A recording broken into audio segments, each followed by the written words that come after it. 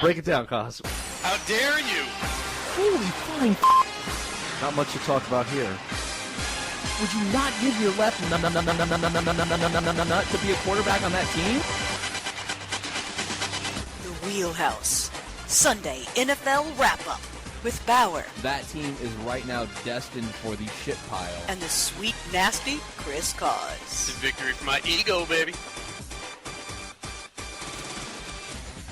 Welcome everybody to your Sunday night edition of the Wheelhouse, your wheelhouseradio.com. Thank you for tuning in. I am Bauer. I am the sweet, nasty Chris Cause. And I'm Brent Selleck. Stop it. I was just telling, okay, so we'll start the show there.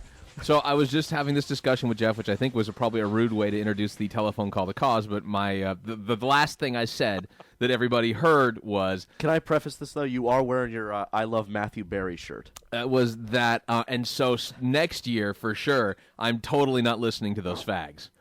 Now, there's a lot that could be said prior to Hey, that. watch what you say. Cause is a contributor to that show. And Yeah. and I was on the fence today about who I was going to start at tight end. Not today, this week, who I was going to start at tight end. Didn't know. Do I go Selleck, who hadn't been so great for me the last couple of weeks? Do I go Ballard against Washington? And the Giants seem to be on this little roll. You got to set the mood a little bit here. For all those who don't know this, because only 7 other of you are in our fantasy football league. Right. For the first time in, I think, the history of the show, Yeah. Mike Bauer is in fantasy playoffs. Yes, that's correct. Baseball, football, fantasy playoffs. That's correct. As the 4 seed? 4 seed, I believe. 3 or 4 seed? Yeah. Who cares? As long as Yeah, you're you're in. in there. Yeah. He's in there. In So the tournament. So I'm very interested in doing fairly well here and not looking like a total jag-off. So I've been really overly scrutinizing the moves that I make and put into play. And so here I am trying to consider what I'm going to do with my tight end, and based upon not only the two places that I go to kind of get my information for fantasy involve ESPN and CBS Sports. And I went to both, and for the most part, not in exact terms, but for the most part, both agencies were like, you'd be a complete dickhole if you didn't start Jake Ballard as your tight end this week. In fact, I believe one place even said sit him in regards to Brent Selleck.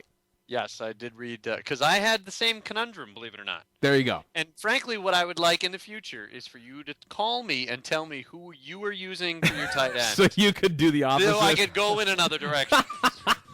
Well, So- I mean, let's be serious here. Jake Ballard versus the Redskins. The Giants' offense has been really good the last 2 weeks versus Brent Selleck, and the Eagles have been shit Right. up until the After last 2 last weeks. week, when technically it was the Thursday night game from the week before, when Brent Selleck was supposed to be a big advantage against the Seahawks, and he barely was on the field. Yes, exactly. And you had that versus Jake Ballard, who is now going to be playing the Redskins, who gave up like the 4th, 5th, 6th most points against tight ends. It was something like that. Problem is, you can't stop somebody from getting injured. And as I watched Jake Ballard walk on into the tunnel, I was like, motherfucker. I said the And same. then, as if insult to injury, of course I had dropped Brent Selleck for Jake Ballard. Oh. As I watched Brent Selleck have the game of his life. So that's exactly what happened. As I watched, similar to you, as I watched Jake Ballard walk off or hobble off the field, and then hobble down the tunnel, I was like, all I said was, oh, fuck me. And I realized, by the way, that was the only play he had made all day long was right before the half that he got injured on and then was gone for the rest of the game. And then when I initially saw the first touchdown for the touchdown for Brent Selleck today, I said, oh, I'm so getting screwed in this deal. And then here we are at the end of the later games, and Brent Selleck sitting on my bench with 46 points that I really honestly could have used a great deal, if not all of those points. I just want to thank Brent Selleck and Jake Ballard for the opening story of the show, because I'm sure there's other things we could discuss. By the way, I would just like to say this. Never again will you hear us open the show on Jake Ballard or Brent Selleck. That's true. That's going to be a one-time. Yeah. One time. Yeah. Despite Jeff trying to jam it in at the beginning of next week's show. Well, so we have bad trains of thought. It's the ADD in us. I thought we'd have a little reminder. I would just like to say there, boy, some upsets today. No. I will tell you, look, in the grand scheme of things, we're going to look back and we're going to say, what a glorious week was Week 15 in the National Football League this week.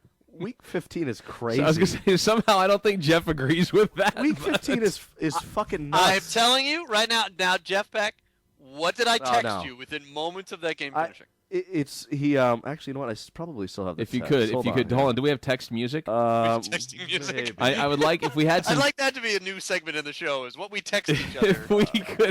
if we could gather some text music. Sure, yeah. Because what I did, I texted Bauer what his address was because I was quite the Renaissance man today, watching football and doing Christmas cards. Oh, look at you! Ooh. Yeah, that's right. Mike Bauer texted me, "How much do you hate Kyle Orton right now?" Really, Kansas City? Hey, I did mention that to you last week. I didn't know that Todd Haley was going to get fired after Scott Pioli, the head personnel guy of the Kansas City Chiefs, was listened to last week's show. I was going to say, although we do know that they had to have listened because we couldn't have been the first people. I didn't think he was going to be fired first. That's for sure. Right. Chris Cause wrote to me, "Sorry, man. Best thing that could have happened for Green Bay, though. Trust me. The pressure is way off at the right time. Win one of the last two, secure home field, and get angry heading into the playoffs. I mean no offense by this, but if that 07 Pats team couldn't do it, it might not be able to be done in today's NFL. I won't say never, but." Which I'm actually very, very, the pressure's off of me. Although I would also like, first of all, thank you for the music. I do appreciate it for our Jewish friends. It's the 20th. Tuesday? Hanukkah. Join us on the Hanukkah cast. That's right. Dreidel-cast. Latkes on Tuesday. I do believe Kaz also said that Chad Ochocinco would not get a touchdown the remainder of this season.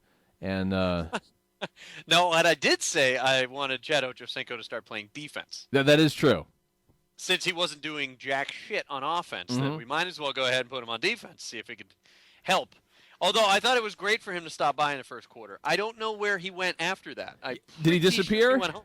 Would you like me to check Twitter? Please, let's find out what he was doing that second half of the game. I'm pretty sure he went back to the hotel room. Ochocinco? Is that what it would be? I would guess. Good. On Twitter? I would say that's a good starting point. All right, let's go Chad Ochocinco on Twitter. I'll have you know, I gave Twitter a much bigger try this week. I was trying to I saw some of your tweets. I would have to say that some tweeting jokes. I tried to. I enjoyed it. I think you tweeted our good friend. Didn't you tweet our friend Jimmy Traina at one point?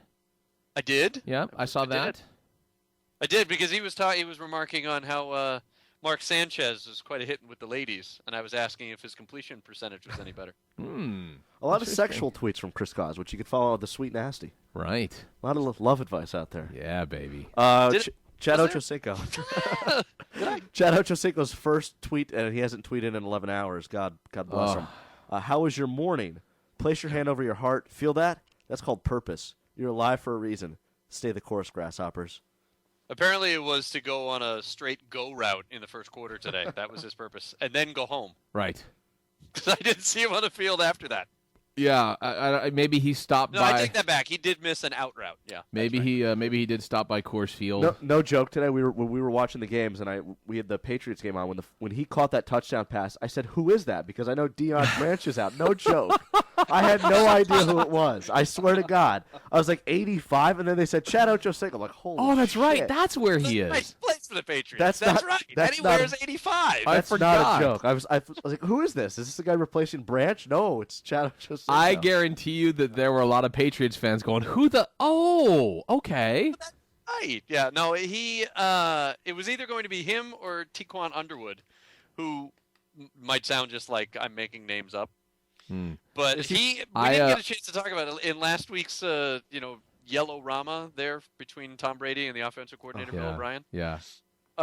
Tom was upset because the interception happened because Tiquan Underwood didn't come back for the ball. And as he comes back to talk to Tom Brady, he takes his helmet off and has the sweetest high top fade you have seen since Kid and Play. Oh, that is nice. I miss that. I really do. By the way, I have a table made of Tiquan Underwood. It is fantastic. It is. Did you get that at Pier 1? It's very heavy. It's a very heavy table. IKEA, wasn't it? It was an IKEA table. Yeah, exactly. Yeah. I had to wow. Put it together. The Tiquan Underwood line.